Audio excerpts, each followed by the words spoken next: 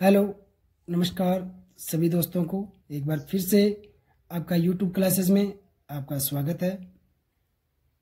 अभी तक हमने जो पढ़ा शीतनल प्रणाली। शीतनल प्रणाली में हमने देखा कि दो प्रकार की होती है,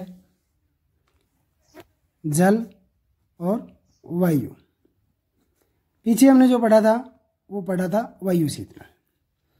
वायु शीतनल में देखा जाए तो हमने पढ़ा कि जब कोई हवा किसी पार्ट्स के संपर्क में आती है तो उसकी उष्मा ले जाती है।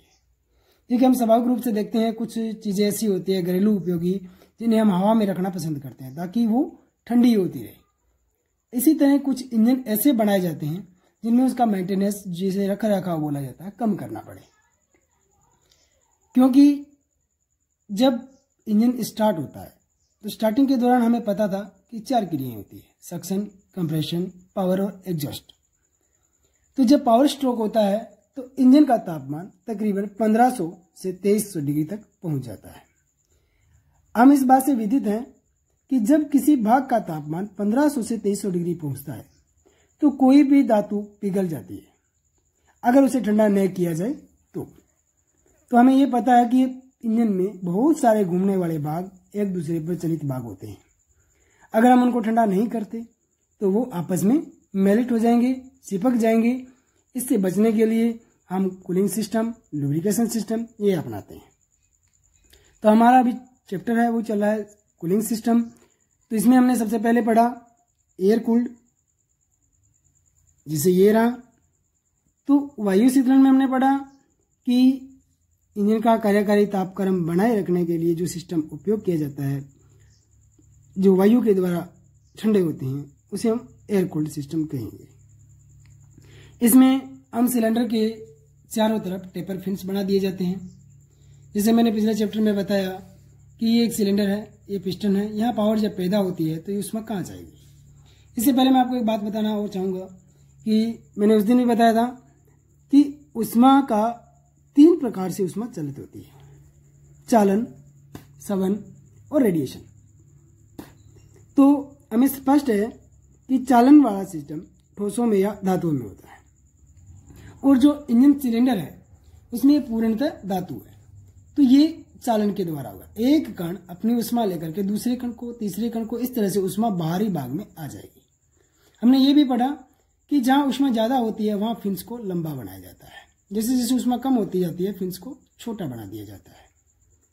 हमने देखा होगा साधारणतः आपके पास बाइक होती है, सबके पास बाइक का सिलेंडर देखना, बाहर की तरफ से देखोगे सबसे ऊपर का जो टॉप होता है उसमें फिन्स लंबे, चौड़े, संघन होंगे।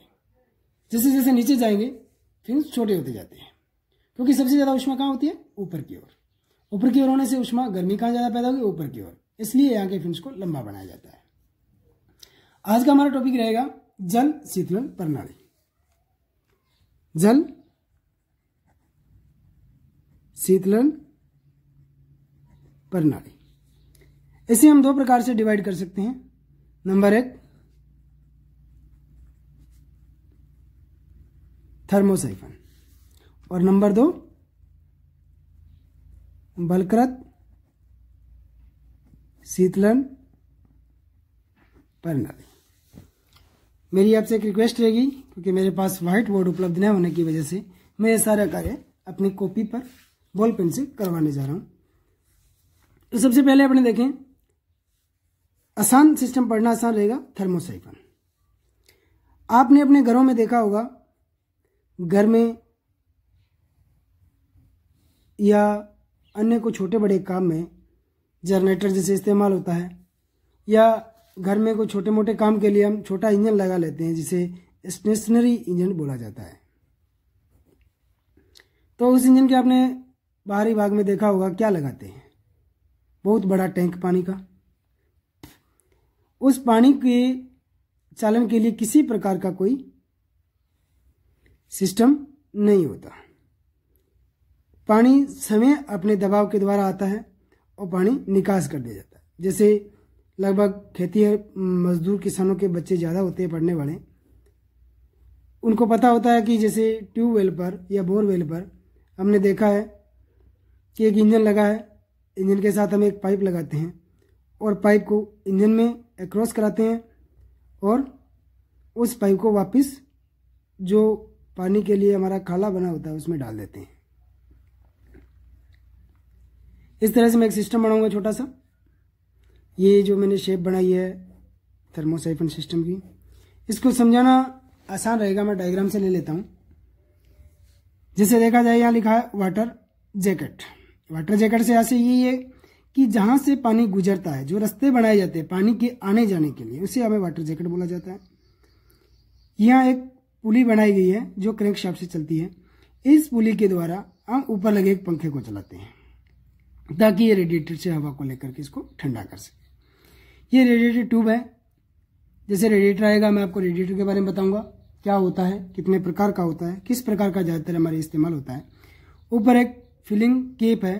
फिलिंग केप के भी कुछ प्रकार होते हैं।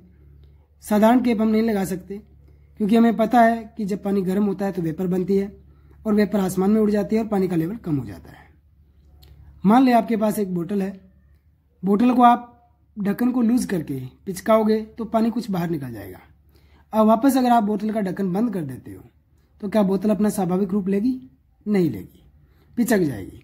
इसी तरह से अगर यहाँ हमारे पास जो फिलिंग केप है ये हम बढ़िया कंपनी की नहीं लगाते हैं तो वापस वो सक नहीं करेगा। अगर वो जल स्तर कम हो जाएगा तो ट्यूबें पिचक जाएगी और हमारा जो कूलिंग सिस्टम है प्रभावित होगा। अब हम देखते हैं कि थर्मोसाइफन होता क्या है। इसकी थ्योरी के अनुसार देखते हैं सबसे पहले कि थर्मोसाइफन प्रणाली में भी बलकृत जल शीतलन प्रणाली की तरह ही रेडिएटर का प्रयोग किया जाता है। इस प्रणाली में वाटर पंप का प्रयोग नहीं किया जाता क्योंकि कुछ समय पहले मैंने आपको बताया कि संवहन प्रणाली में क्या होता है, क्योंकि हम सभी जानते हैं कि ठंडा पानी गर्म पानी से भारी होता है। जब ठंडे पानी का दबाव गर्म पानी पे पड़ता है तो गर्म पानी ऊपर उठ जाता है और ठंडा पानी उसकी जगह ले लेता है। इसी तरह से यहां देखेंगे अपने, जब हमने इसको पूर्णतः यहां तक फिल कर दिया, यहां पानी के आने जाने के लिए किसी प्रकार के फोर्स की व्यवस्था नहीं की गई। इस टैंक को काफी बड़ा बनाया जाता है। घर में कोई बड़ी टंकी लगा दी, उससे व्यवस्था। तो यहां से जब पानी इसमें आएगा तो क्या हुआ, ठंडा पानी नीचे की ओर आएगा क्योंकि जब ये पंखा चल रहा है तो इसकी उष्मा को लेकर ये बाहर निकाल रहा है। ट्यूब में से जब पानी नीचे आता है, ये अपर टैंक है और इसका लोअर टैंक है। लोअर टैंक में हमेशा ठंडा पानी होता है और अपर टैंक में हमेशा गर्म पानी। नीचे की ओर ठंडा पानी भारी होने के कारण इन वाटर जैकेट में चला जाएगा।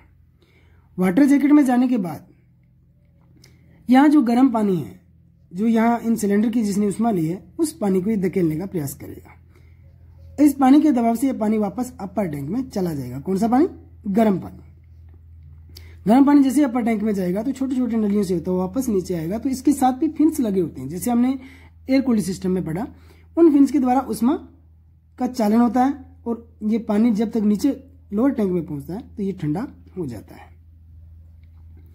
ये सिस्टम सबसे साधारण घरेलू है, पर इसे चलते फिरते वाहन, जिसे अपने मोबाइल व्हीकल कहते हैं, पोर्टेबल व्हीकल कहते हैं, उसमें कार्य में नहीं लिया जा सकता क्योंकि इतना बड़ा रेडिएटर संभव नहीं होता। इसलिए हम काम में लेते हैं बलकृत प्रणाली सिस्टम। इस सिस्टम में हम देखेंगे कि कुछ ज्यादा अंतर नहीं आता। वही रेडिएटर हम इस्तेमाल करेंगे। ये रहा रेडिएटर, ये इसका लोअर टैंक, अपर टैंक, फिलिंग केप, होस पाइपें आप नाम जानते हो, ब्लैक कलर की रबड़ की होती है, फ्लेक्सिबल पाइप। ये फ्लेक्सिबल पाइप इधर से जैसे हमने उसमें इस सिस्टम में चलाया था कि क्रैंकशाफ्ट की पुली से हम इस फैन को चलाते हैं। यहाँ एक वाटर पंप भी लगा हुआ है। ये वाटर पंप भी इसी क्रैंकशाफ्ट की पुली से ड्राइव होता है। वाटर पंप इम्पेलर टाइप होता है। जैसा टैंकर जो पानी वाला होता है उसमें क्या होता है, एक इम्पेलर लगाता है, घूमता है। घर में पानी की मोटर होती है, उसमें क्या होता है कि इम्पेलर होता है। इम्पेलर घूमता है, शक पैदा होता है, शक के प्रभाव से पानी को खिंचाव होता है और पानी को फोर्स के साथ आगे सप्लाई करता है। इसी तरह का सिस्टम यहाँ रहेगा।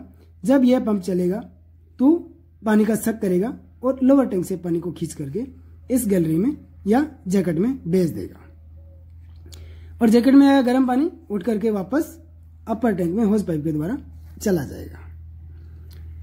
इसके बारे में हम थोड़ा थ्योरी पढ़े कि जल शीतलन प्रणाली का मुख्य भाग रेडिएटर होता है। तो हमें पता है कि ये भाग जो रेडिएटर प्रत्येक गाड़ी के आगे की ओर फिट रहता है ताकि उसमें सामने से हवा लगती रहे। बलकर शीतलन प्रणाली में पानी रेडिएटर से भरा होता है कि हम रेडिएटर में पानी भरते हैं, वैसे पानी नहीं भरा जाता, इसमें सॉल्यूशन भरा जाता है क्योंकि काफ़ी इसमें दोष भी होते हैं, उनसे बचने के लिए सीधा पानी हम नहीं भर सकते। जिसका ऊपरी भाग अपर टैंक तथा नीचे का भाग लोअर टैंक होता है। दोनों टैंकों में तांबे की पतली पाइपों द्वारा जोड़ा जाता है। पानी के चारों ओर जिग जैग फिन्स लगी होती है जिससे हवा का क्षेत्रफल बढ़ जाता है। यह बात मैंने पहले ही कहा था, फिन्स का मुख्य कार्य क्षेत्रफल को बढ़ाना होता है। अपर टैंक में पानी भरने के लिए स्थान होता है जिसमें प्रेशर टाइप केप का प्रयोग किया जाता है। हमने पहले ही बात की, हम साधारण केप का इस्तेमाल नहीं कर सकते। पहले मैं केप का ही आपके सामने क्लियर कर देता हूं, केप क्यों काम में ले जाती है। मान लेते हैं ये हमारे पास एक केप है,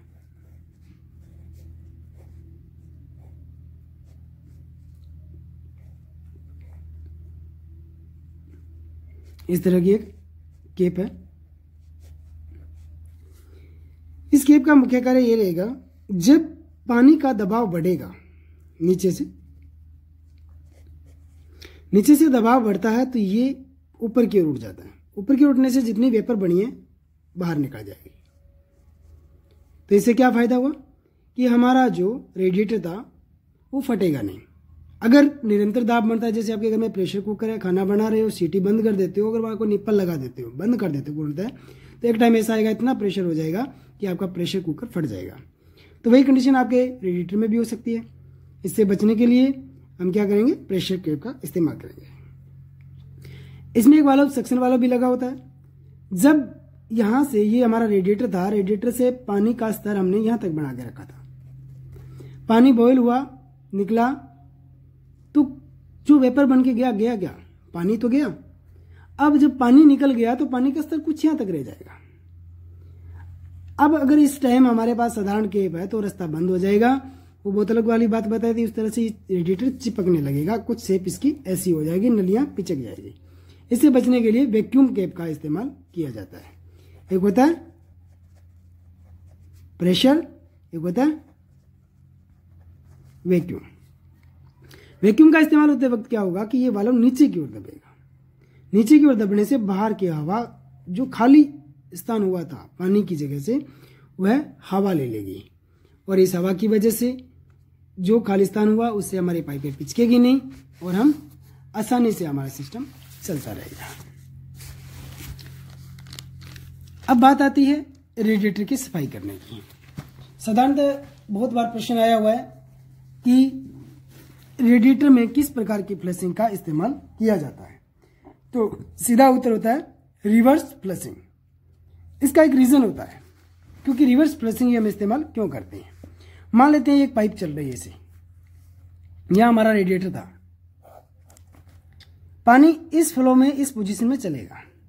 अब हमें पता है जब किसी पाइप में से लगातार कोई चीज फ्लो होती है तो कुछ गंदगी इस तह में जम जाती है, इस तह में।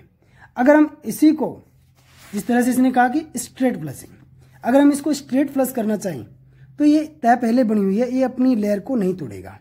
अगर हम इसको रिवर्स से हटाएं यहाँ, तो इनको टुकड़ों में विभाजित करता हुआ ये इसको बाहर ले आएगा। इससे हमारी नलियां रुंद नहीं होगी, हमारा सिस्टम लगातार चलता रहेगा। थोड़ा सा पढ़ के बात आते हैं। कूलिंग प्रणाली को सफाई करने की इस विधि में पानी व हवा का प्रयोग कंप्रेसर द्वारा पर्याप्त दबाव के साथ किया जाता है। ये दो प्रकार की होती है। स्ट्रेट फ्लशिंग, स्ट्रेट फ्लशिंग करने के लिए हवा व पानी के दबाव के साथ रेडिएटर पर वाटर पंप व वाटर जैकेटों में भेजा जाता है।